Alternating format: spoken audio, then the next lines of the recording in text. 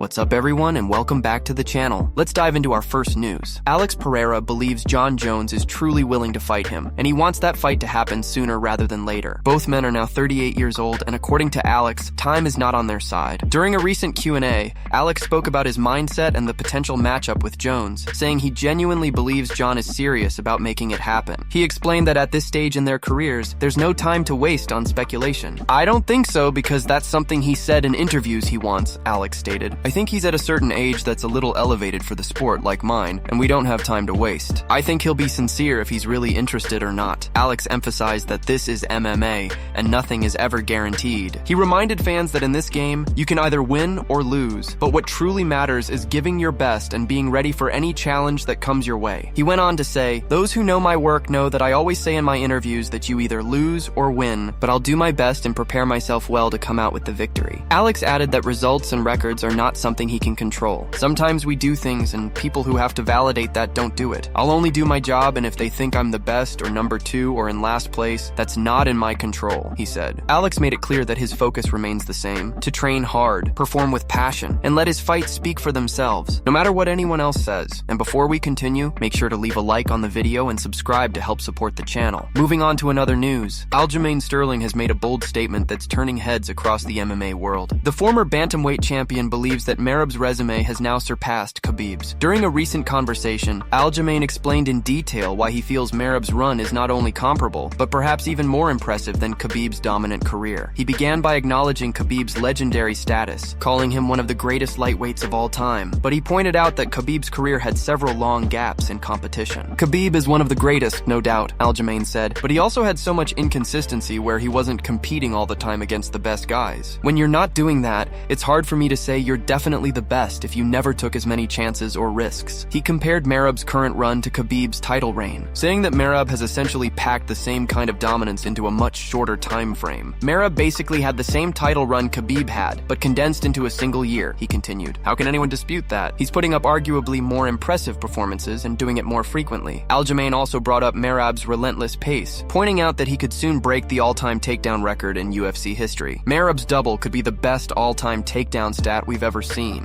especially when you consider how quickly he's done it, he said. And yes, I know Khabib dealt with injuries, and I'm being fair about that, but still it's undeniable that Merab's activity level and consistency stand out. He mentioned that while Khabib had stretches of inactivity and weight issues in the past, Merab has been a machine, constantly taking on challenges without skipping a beat. One guy was able to fight more frequently, even though Merab is kind of an anomaly. Not everyone fights as often as he does, but that should count in his favor, Aljamain emphasized. He went on to explain that if fans were building an MMA Mount Rushmore, Merab would have a legitimate argument for a spot alongside Khabib. If Khabib's on the Mount Rushmore, then Merab's almost identical, if not better, in terms of the title run, he said. If I fought 4 title defenses over 3 years, and another guy did the same thing in 1 year, that guy gets more props. I know what it takes, and I'm speaking from a fighter's perspective. Aljamain added that it's easier to stay on the sidelines, heal and return when you're ready, compared to staying active against the best of the best. It's a lot easier to take time off, recover, and pick your moments, but when you're constantly fighting, pushing your limits and putting your body on the line, that deserves extra respect, he said. He concluded by saying that Merab continues to evolve, even under constant pressure, pointing out examples like Corey Sandhagen's recent improvement in anti-grappling. You have to take those chances to grow, Aljamain noted. That's what makes Merab special. He's always taking risks, always improving, and never afraid to get back in there. Moving on to another news, Max Holloway has shared his thoughts on Tom Aspinall's recent comments, and it's clear the two fighters don't see eye to eye. Earlier this week, Tom made headlines after revealing that he'd be willing to vacate his heavyweight title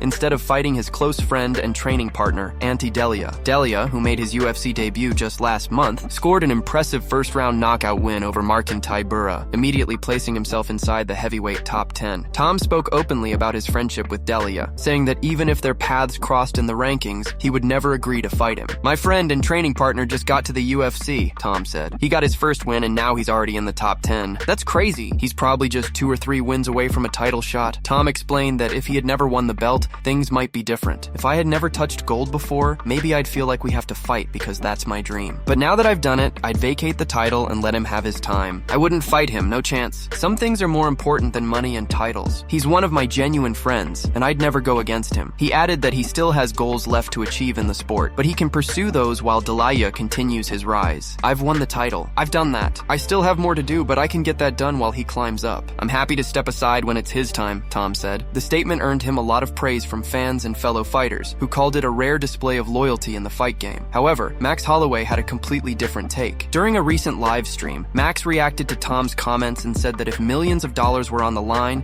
he'd have no problem fighting his friend. If you got any, bro, no hard feelings, dog, Max said with a laugh. You're working, I'm working. Who am I to say we're not going to fight? Let's go make this money together, brother. We can go out to dinner and have a drink after. It is what it is. Max emphasized that fighters already go to war with their friends every day in training, so doing it for real inside the octagon shouldn't be an issue, especially when life-changing money is involved. We beat each other up in the gym for free, bro, he said. You're telling me now that there's millions of dollars on the line and we're not going to do that? Come on, man. While Tom sees friendship and respect as reasons to step aside, Max views fighting as a profession where emotions must be left behind once the cage door closes. Both perspectives highlight the different mentalities fighters have when balancing personal loyalty with career opportunity, and the debate between their viewpoints has sparked plenty of discussion among fans and fighters alike. Moving on to another news. Rampage Jackson got heated during a recent live stream when someone confronted him about his son, Raja. The moment quickly turned tense as Rampage tried to keep his composure, but eventually lost his patience. Things started calmly, but once the topic of his son was brought up, Rampage immediately shifted his tone, demanding respect. Me, bro, have some respect. It's my son, bro, he said firmly. The conversation escalated as voices were raised, and Rampage could be seen visibly frustrated on camera. He repeatedly asked the person to back off, saying, Hey, no.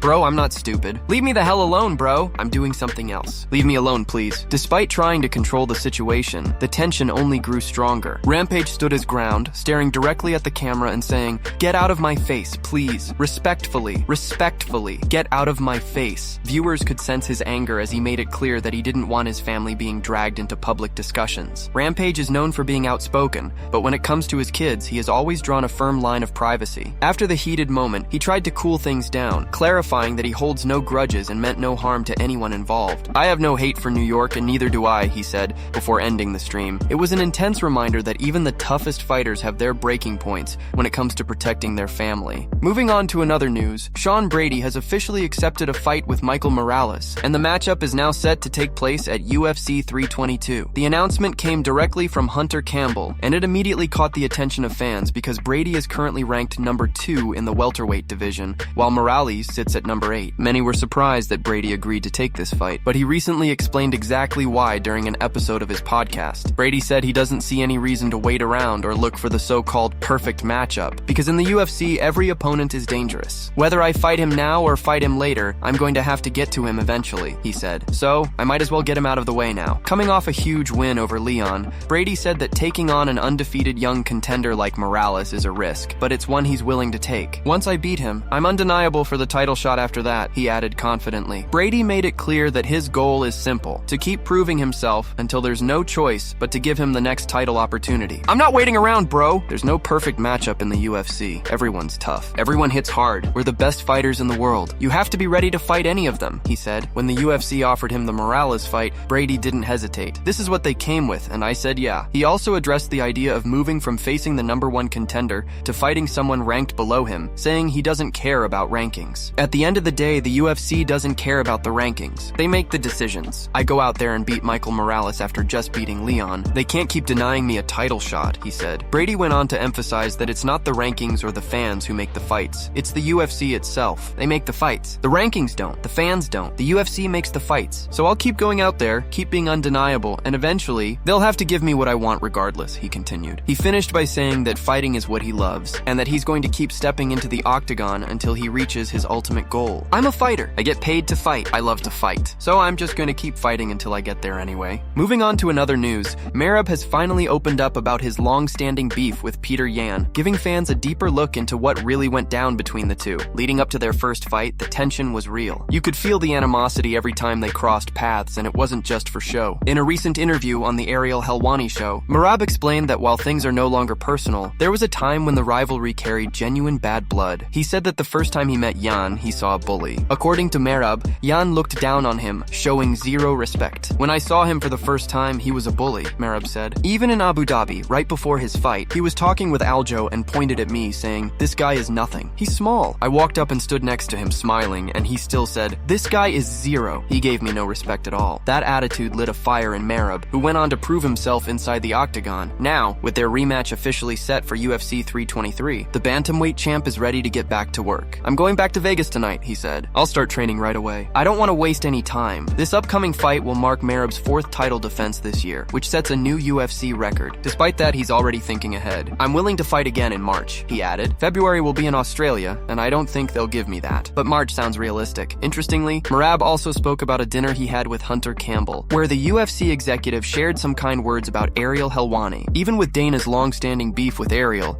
it seems not everyone in the company shares that same sentiment. "I had dinner with Hunter and some people," Merab explained. "I mentioned your name and he told me you're a very hard worker. It was a rare, positive moment, acknowledging Ariel's contributions to the MMA world." As for Merab, his focus is clear. He's locked in for UFC 323, ready to silence any remaining doubts and close this chapter with Petr Yan once and for all, as the champion continues to build one of the most dominant runs in the division's history. Moving on to another news, Borralho has officially called out former middleweight champion Robert Whittaker, setting the stage for a potential showdown that could shake up the division. Last night on X, Borralho sent out a bold message directly to Whittaker, making it clear that he's ready to step into enemy territory for the fight. He wrote, "I heard there's a card in Australia in February 2026. Hey Robert Whittaker, what do you think about a dance in your hometown?" This call-out immediately caught the attention of fans, many of whom believe it would be an exciting matchup between two skilled and strategic strikers. Borralho has been steadily climbing the middleweight rankings, showcasing impressive performances with each outing, while Whittaker remains one of the most respected and dangerous veterans in the division. If this fight does get booked, it would mark a huge opportunity for Borralho to prove he belongs among the elite at 185 pounds. For Whittaker,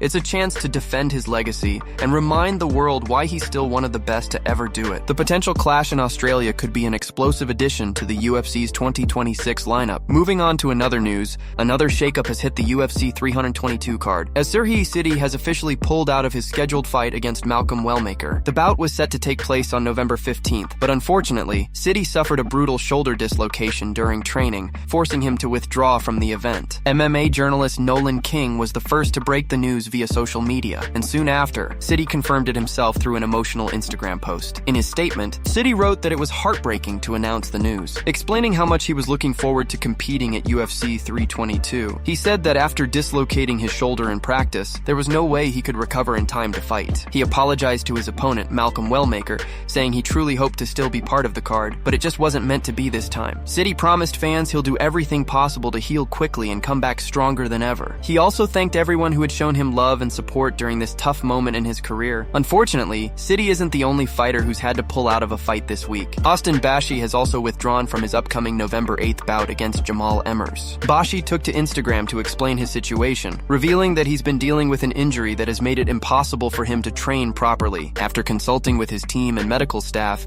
they all agreed the best move is to take the necessary time to fully recover before returning to action. In his message, Bashi thanked fans for their continued support and assured everyone he'll be back in the cage soon, better and healthier. Both these withdrawals have left the UFC scrambling to find replacements on short notice. While no official announcements have been made yet regarding new opponents for Wellmaker or Emmers, the expectation is that the promotion will line up late replacements quickly to keep the event intact. UFC 322 has already faced a few scheduling setbacks, but the organization remains determined to deliver a strong fight card for the fans. Even though injuries like these are a painful reality of mixed martial arts, both Sitty and Bashi have earned plenty of respect for their transparency and professionalism. Fighters push their bodies to the limit day in and day out, and sometimes setbacks like this are unavoidable. Still, both men have made it clear they're already focused on recovery and can't wait to return to the octagon soon. Moving on to another news, Alexander Volkanovski believes Charles Oliveira would have really struggled if he had faced Rafael Fiziev instead of Mateusz Gamrot at UFC 323. While Oliveira managed to pick up an impressive win over Gamrot on Saturday night, Volkanovski explained on his YouTube channel that the matchup was much more favorable for the former champion compared to Fiziev. He said that Oliveira turning around that quickly after suffering a big knockout loss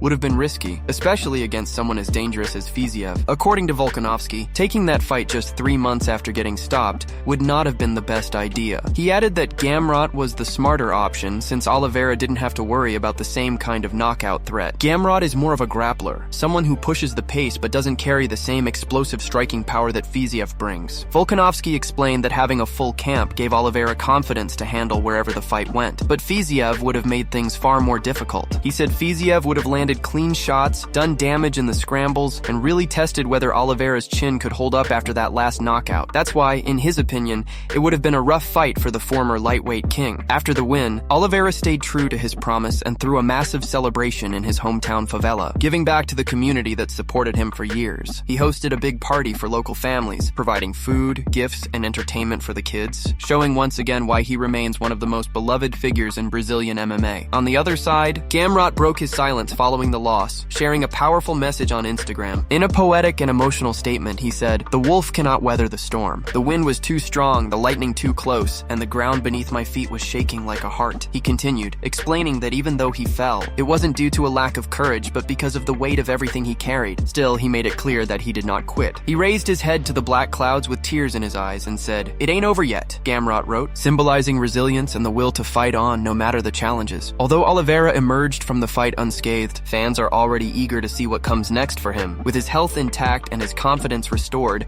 there's a strong possibility he'll be back in the octagon soon, ready to face whoever the UFC puts in front of him. That's it from MMA Pulse News. Thanks for watching. Don't forget to leave a like and subscribe for daily MMA news.